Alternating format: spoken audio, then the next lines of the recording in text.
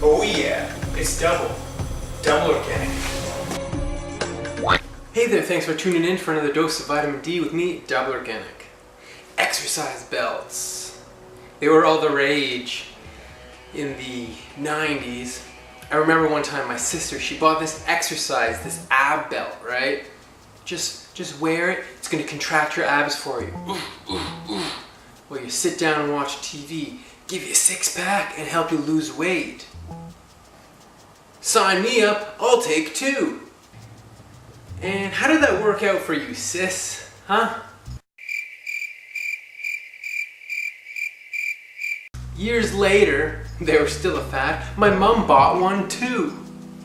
Forgetting my sister's results, like mother, like daughter. How'd that belt work out for you, Mom? Interesting.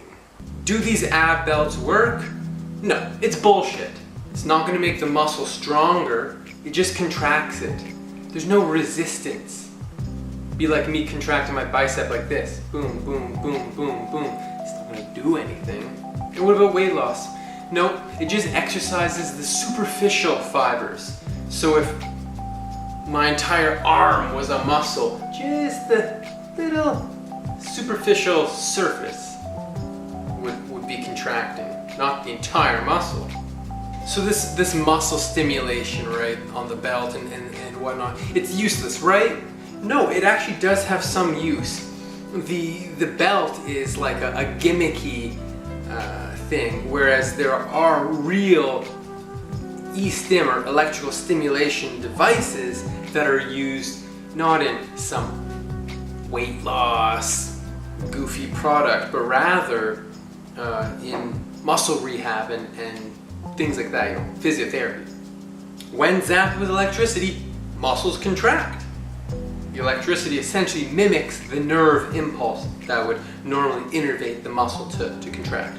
Right? The surface electrodes, if I have them on my bicep or whatever muscle, something back here on the shoulder or even on my glutes, like I can go anywhere, that electrode comes in varying sizes, is going to excite the axonal branches of the nerve that innervates the muscle. Essentially, it bypasses the spinal cord, right? So we don't have to think about it or anything like that. It just does it on its own. So we can lay down and have it contract. And like I said, uses include rehab. Maybe you've got a muscle that it doesn't really fire. It's kind of like asleep. And if you can get it contracting, it helps get maybe some nerve innervation going to it. Another really interesting use is when people have a stroke.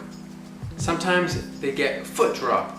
And so you imagine if this is our surface, the foot's gonna heel strike and then lift up as it moves forward. But with foot drop, it just heel strikes and you don't have the muscles that lift your foot up.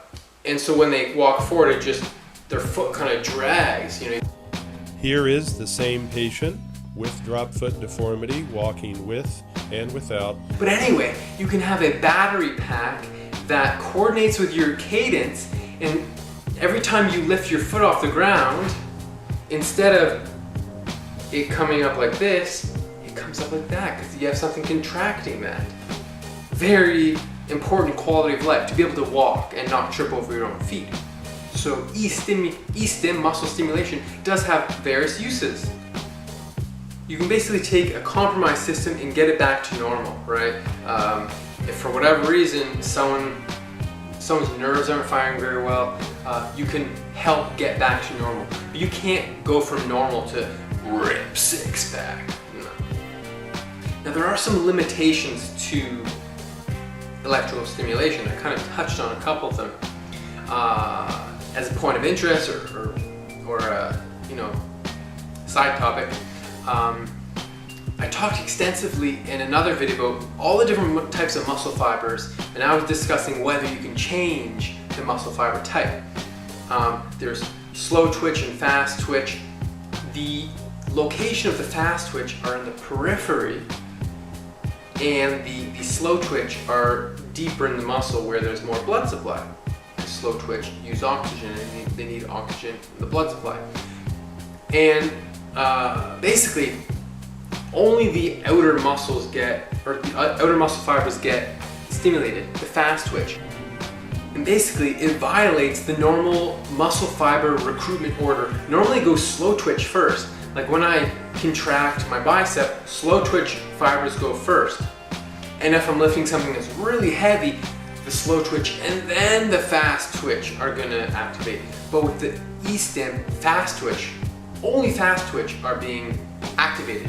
And so you're not getting any activation of slow twitch, which for most people makes up a really large percentage, 15 to 85% of their muscle. So that's a limiting factor. It only does the superficial portions of the muscle.